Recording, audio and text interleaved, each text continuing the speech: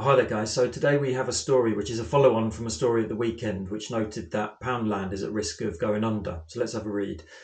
So more than 1,000 jobs at risk as Poundland plans 68 store closures.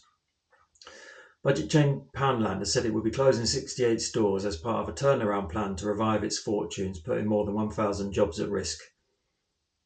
Poundland, which currently has 792 stores in the UK and Ireland, and employs around 16,000 people, sold for £1 last week to US investment firm Gordon Brothers, but the restructuring plan still requires approval.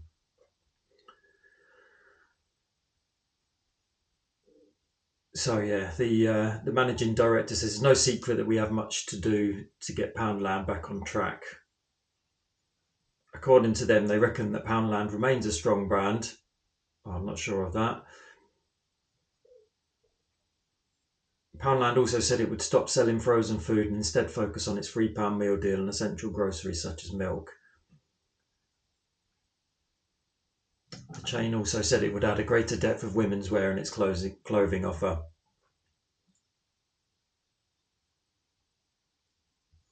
Pepco had owned Poundland since 2016, but sales at the chain have been struggling. Pepco had also warned that the increased employer national insurance contributions, which began in April, would add to the pressure on the chain. So what does this tell us about Britain in 2025? Well, I think the first and foremost, just take a look at any high street. I really don't think this is a Poundland story. I'm sure their business model wasn't the best, or they made mistakes along the way in terms of their core function on the high street. But this is a much wider malaise, and it started, way back with Woolworths, if you can remember that, probably around 2010. And in that time, we've had BHS, Mothercare, Debenhams, and numerous other high street stores going under. So I think there's two aspects to this that don't often get mentioned in any reporting. So I think firstly, the internet has existed for 40 years now. It's been used for shopping purposes for at least 25 years. And in all that time, why has no clever person in our central or local government or in our planning services ever looked at the current function of the high street and thought about doing something differently? The model has been bust for years.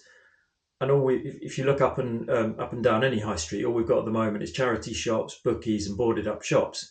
It can't be beyond the wit of man to come up with something better than this. And we've had plenty of warning and signs that this is going to be the case. And secondly, and this is the more important point, ordinary people in this country simply haven't got any money. We've had a 15-year squeeze on our living standards. And it's just a feature of our economy, isn't it, that under neoliberalism, the rich get richer and the poor get poorer. And that's been turbocharged since 2008. No restructuring of Poundland is going to change that. I don't see this changing anytime soon. So all I want to do now is just send my solidarity to anyone whose job is at risk as a result of this news or who's been made redundant as a result of this. So yeah, thanks guys. All the best. See you next time.